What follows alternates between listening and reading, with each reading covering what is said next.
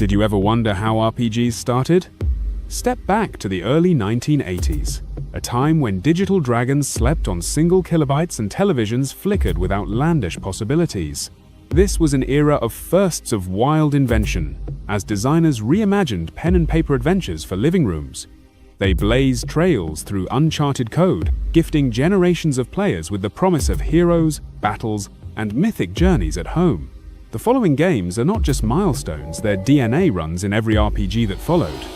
Each game listed below, in its own radical way, sets foundations that would define and expand an entire genre. An unassuming marvel on the Atari 2600, Dragonstomper is often credited as the very first RPG designed specifically for home consoles. At a time when most games were simple, arcade-inspired challenges, Dragonstomper dared to offer a sprawling adventure filled with exploration, treasure hunting, and monster battles. The game's world stretched beyond the usual boundaries. Players wandered a grid-based overworld, moving through forests, villages, and dangerous dungeons, all while building strength, managing inventory, and collecting gold. The turn-based combat system was a revolutionary touch, requiring players to strategize with limited resources against fearsome beasts, including a formidable dragon that loomed as the ultimate challenge. Visually, the game was primitive but ambitious. Single-color sprites danced across the screen, but beneath this simplicity lay complex systems unheard of on home consoles at the time. The three-act narrative gave players a sense of progress rarely seen outside of tabletop RPGs. For a generation accustomed to fast reflex games, Dragonstomper opened a new door where patience and planning ruled. Its legacy is deep. This early experiment planted the seed for console RPGs, proving that immersive storytelling, progression, and adventure could thrive outside of arcades and computers. It was a quiet giant that helped shape the RPG genre's console future, where epic quests, character growth, and exploration would become the norm rather than the exception. Dragonstomper wasn't just a game. It was the spark igniting an entire genre. The SwordQuest series on the Atari 2600 is one of gaming's most ambitious early ventures into combining RPG elements with adventure and puzzle solving.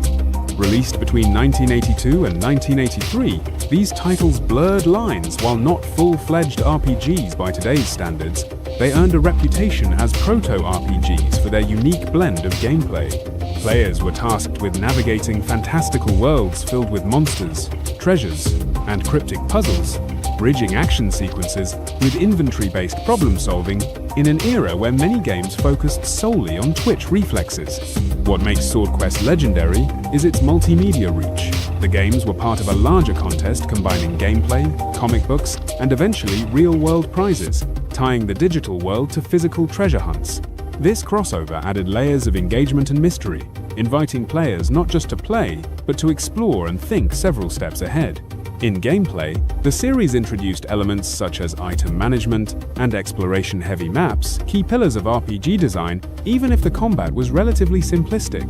The puzzles required players to use logic and observation, a hallmark that would develop into more complex RPG mechanics in coming years. SwordQuest's daring integration of heterogeneous gameplay styles and narrative ambition foreshadowed the richer, genre-melding experiences later consoles would host. While primitive by modern standards, these games demonstrated that storytelling and interactivity could be woven together, planting significant early seeds for immersive console RPG adventures.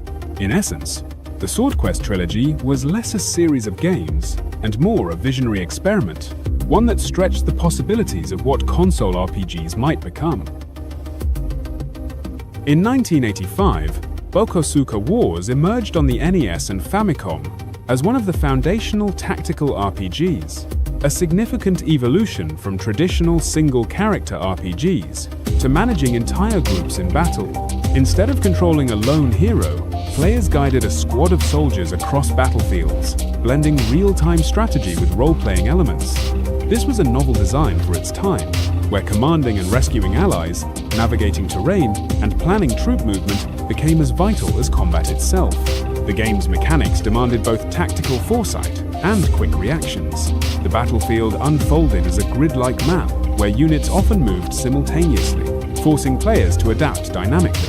Units leveled up through experience, acquiring better abilities, and becoming vital to surviving increasingly treacherous missions. This introduced team building into console RPGs. Players had to nurture and protect squads, not just one hero. Visually, Bokosuka Wars was simple by modern standards. Pixelated soldiers marched in unison, landscapes were blocky yet functional, and enemies had basic animations, but the strategic depth defied graphical limitations. The soundtrack and sound effects further immersed players, reinforcing the intensity of battle. The influence of Bokosuka Wars is profound. Its group-focused, tactics-driven gameplay laid groundwork for later tactical RPG franchises like Fire Emblem and Advance Wars. It also expanded the RPG genre's scope, proving that complexity and strategy could thrive on limited hardware. Far more than just a curiosity, Bokosuka Wars was a bold pioneer, an early console RPG that saw the potential for commanding armies, weaving strategy and role-playing into a unified experience that pushed the boundaries of its era. Hydlide Special, released in 1986 for the Famicom and NES, was a landmark in bringing open-world action RPG design to home consoles. Adapted from an earlier Japanese computer title, it delivered a much more expansive experience than most console games of its time. Players were free to roam varied environments from dark dungeons to sprawling forests with fewer loading interruptions, fostering a genuine sense of exploration and discovery. Combat was real-time rather than turn-based, with players swinging swords and avoiding enemies on the fly, offering a closer kinship to later action RPGs. Health regeneration mechanics made gameplay more dynamic and approachable, allowing players to recover with careful play rather than relying solely on items or rests. The game's world was filled with secrets, puzzles, and townsfolk offering clues, inviting curiosity and replayability. Its save system, a relatively new innovation for consoles, meant that players could venture deeply into quests without losing progress, a critical feature for longer RPG experiences. Graphically, Hydlide Special was modest tile-based environments and simple enemy sprites, but the game's scale and freedom compensated richly. It created one of the earliest feelings of a living world on the NES, where day and night cycles affected visibility and strategy. This pioneering amalgam of exploration, real-time combat, and persistent world design influenced future open-world RPGs, inspiring designers to blend freedom with story and challenge. Simply put, Hydlide Special proved that consoles could deliver expansive, immersive RPGs that did more than present isolated battles. They offered worlds to wander. When Dragon Quest, known as Dragon Warrior outside of Japan, launched for the NES in 1986, it didn't just arrive, it changed everything. As the first top-down Japanese role-playing game designed for consoles, it crystallized the burgeoning RPG genre into an approachable, memorable format that appealed to millions. Dragon Quest offered a balanced mix of exploration, turn-based combat, and story that became the blueprint for countless successors. Players assumed the role of a lone hero on a quest to defeat a great evil, journeying through towns, castles, dungeons, and overworlds teeming with monsters. The game's intuitive, menu-driven combat system allowed strategic battles without overwhelming newcomers. Leveling was satisfying and clear, incentivizing grinding and careful preparation.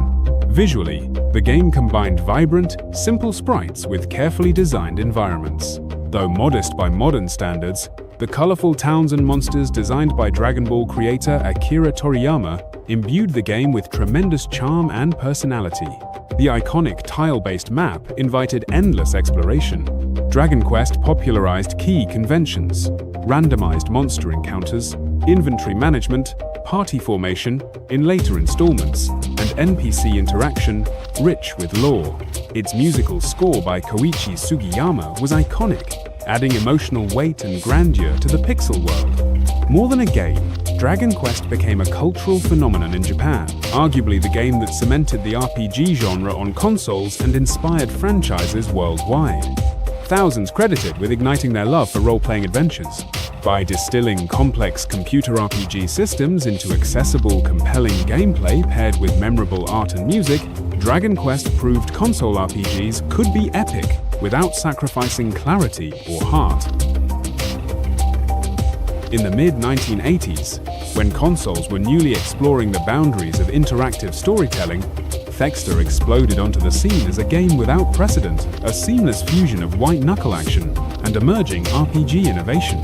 You controlled a transforming robot, shifting on the fly between a nimble humanoid form and a sleek fighter jet.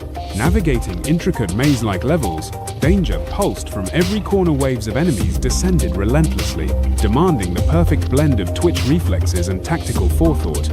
What set Thexder apart from its contemporaries was its relentless pace and ambition. The NES hardware was pushed hard, vibrant. Multi-sprite enemies filled every room. Transforming sequences were smooth, and the environments felt alive with color and motion. The game discarded menu-driven traditions, instead immersing you in adrenaline-soaked progression as you powered up, found new weapons, and adapted your arsenal to survive harsher challenges. Each upgrade brought new abilities, underscoring the satisfaction of character growth through relentless trial and error. As you tunneled deeper, the boundaries between shooter and RPG vanished. You were always evolving, learning, and becoming stronger not just as a player, but through upgrades, new tactics, and courageous risk-taking. Thexder stands today as a pioneering example of how intense action and plotted advancement could coexist, inspiring generations of action RPGs where agility and transformation became the stuff of legend. It wasn't just a game, it was a vital experiment in blending genres, all delivered in the booming pixel symphony of early console gaming. Released in 1986 on the NES, Adventure of Valkyrie stands as an early action RPG that helped shape how future generations would experience adventure and growth across fantasy landscapes. Unlike traditional turn-based RPGs, this game thrust players straight into dynamic, fast-paced combat, asking them to navigate treacherous maps, confront swarms of monsters in real time, and adapt on the fly as hazards mounted. You play as Valkyrie, a formidable warrior battling dark forces to reclaim a world bent by evil. Each map sprawls with secrets, hidden paths, puzzles locked behind cunning riddles, and treasure chests tucked just out of sight. Defeating enemies is more than combat. Each victory brings experience, growing your powers, and allowing deeper exploration. Equipping new weapons and armor physically alters your on-screen sprite, giving a tangible sense of progress rare for the system. The design immerses with atmospheric visuals and sound. Riverbanks flicker with moving water, forests pulse with ambient life, and dungeons exude ominous threat. The composers managed to craft an epic driving score on the humble NES hardware, enhancing dramatic battles and eerie exploration. But Adventure of Valkyrie's real achievement is balanced. It seamlessly blends real-time action, RPG progression, and open-world discovery. Few early console games offered this level of player agency, puzzle solving, and growth within a single narrative. It proved that the thrill of action and the satisfaction of incremental improvement could coexist in perfect harmony. Legacy-wise, it's a true genre forerunner, inspiring hybrid action RPGs with both heart-pounding urgency and strategic depth. Its blend of mechanics still echoes in the design of countless later classics, earning it a permanent place among RPG pioneers. In 1987, Nintendo took its celebrated fantasy adventure in a bold new direction with Zelda 2, The Adventure of Link. Departing from its top-down predecessor, this sequel blended side-scrolling platforming, labyrinthine overworld exploration, and RPG progression, daring to fuse genres at a time when RPG definitions were still malleable. Players guide Link through a vast and dangerous Hyrule, not just slashing monsters but also leaping across perilous chasms, uncovering hidden temples, and discovering towns brimming with NPCs. For the first time in the series, experience points and leveling became critical. Defeating enemies and completing tasks increased Link's attack, magic, and health, layering a strategic metagame atop the kinetic action. The RPG influence shines throughout. Townspeople gift clues, spells are learned from wise elders, and branching dialogue provides hints or comedy. Magic becomes essential shield spells, fireballs, and healing all interlace with sword fighting, demanding resource management and tactical forethought unusual for early console titles. Graphically, Zelda 2 stretched the Famicom disk system's muscles. Lush forests, sunlit plains, torch-lit dungeons, and multi-layered castles come to life with vivid color and detail. The soundtrack, adventurous, mysterious, and urgent, became one of the NES's most memorable. Though divisive for its difficulty and changes, Zelda 2's innovations were profound. It introduced RPG stats, spell systems, adaptive NPCs, and non-linear world progression to a mainstream audience. Its unique blend of action and RPG mechanics was influential, inspiring future hybrids that would define genres for years. In retrospect, Zelda 2 stands as a fearless experiment, a testament to Nintendo's willingness to redefine both action and RPG conventions, and a milestone in setting the stage for the genre's limitless evolution. Translating a PC RPG epic onto a home console was no small feat in 1989, but Ultima Exodus embraced the challenge and delivered a saga that stunned NES audiences. Adapting the legendary Ultima series for the controller was an act of inspired ambition. Here was a vast world, open and teeming with secrets. Its towns and dungeons sprawled across a tapestry much larger than most games dared attempt. Players became the Avatar, sent to unravel mysteries and battle monstrous threats in a story woven through countless NPC interactions, side quests, and environmental puzzles. Turn-based combat required careful management of character stats, tactics, and finite resources, making each encounter an exercise in both planning and improvisation. Inventory management was deep potions, weapons, and magic could mean the difference between victory and a disastrous end. What truly marked Ultima Exodus was its ability to bring a rich, persistent world to consoles, retaining narrative complexity and systemic depth without alienating newcomers. The game's top-down view detailed a sprawling landscape of forests, mountains, villages, and dark caverns, each filled with dynamic challenges and meaningful decisions.